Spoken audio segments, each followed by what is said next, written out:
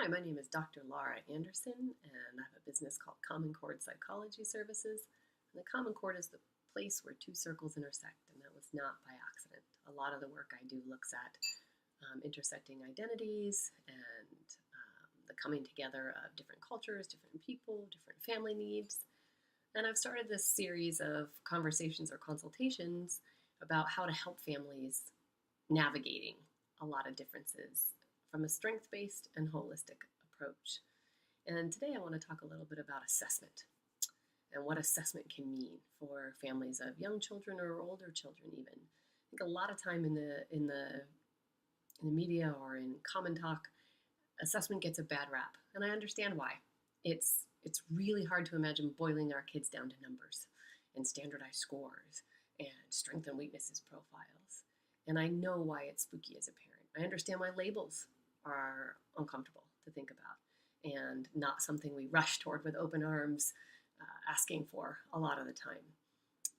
And at the same time, I've seen how really thorough, thoughtful, informed assessment can make all the difference in a kid and family's life. It can help clarify what they need to thrive. It can help explain to a child how they need to think about themselves as learners.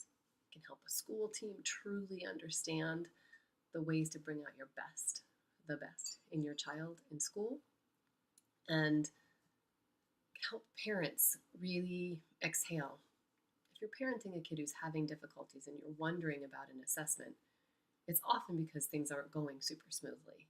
And there's a lot of angst as parents, a lot of lying awake at night, wondering if we're doing enough or doing too much, or what if he has a label, or what if we don't get the label that he needs, or what if we get kicked out of school once we have the label, and what if I don't want him in school because they can't meet the need once he does have the label. So there's a lot that parents have to think about when they're debating whether or not to do assessment. So it's really important that parents have an idea about how to choose an assessor and to be able to think through clearly the implications, the potential implications of an assessment. A good assessor will discuss that with you when they know what you're asking, why you're asking it, who the school is that's asking. Very often they'll help. A good assessor should help you understand what kinds of tests they do, what are the potential implications, what are the potential outcomes, and what will the product of their assessment give you at the end of this process. What will it entail? Will they observe your child at school? Will they talk to the school? How many meetings will they have with your child?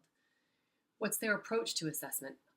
A good assessor will welcome those questions, will appreciate that as a parent, you are actively involved in the process of getting assessed, and that you want to make the right choice for your child. And if anybody who you're considering working with your kid isn't open to those questions or can't answer those questions, that should be a red flag for sure. Having vested partners in this, because an assessment is a partner journey. It is. The assessor needs to know how you know your child in order to be able to complement what they're about to learn about your child through their specialized testing. So it takes a partnership, and it is a journey. And really valuable things can come from an assessment if you've carefully made sure that the assessor is going to do a thoughtful, detailed, thorough, parent-informed, child-centered, positive assessment. That's the first huge step.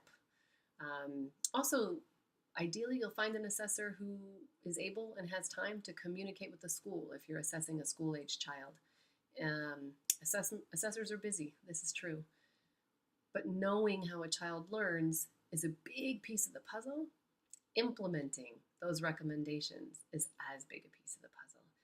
An assessment is only as helpful as it is useful in terms of the specifics that come out of it. I think it's also important to make sure that the assessor you're working with has experience with the age child that you are having assessed. It's really different doing an assessment on a 4-year-old than it is on a 14-year-old. It requires different skills and different comfort levels with engagement and play, and also developmental knowledge for sure. So that's a really important question as well. What age range does your assessor have extensive experience working with? And that's another key piece as well. And I think that's a huge piece because there are different challenges or different strengths that are able to be deduced at different points in development. So what you're looking for when you're asked to get an evaluation of a 3 to 4-year-old or 5-year-old is very different, perhaps from when kids are older. So making sure that the assessor has a real specific background and that you both agree what it is that you're hoping to find as an outcome of this assessment. So that's just a thought. I'm going to do more conversations about how assessment should work, what type of specific situations you need for assessment, or when you're looking for different types of assessors for different types of questions that you have about your child. I'll do follow-up in this series, hoping to be helpful to parents and to guide them to an assessor who can actually really do a child-centered, family-focused, strengths-based, holistic assessment that's useful for kids and families and schools. Thanks.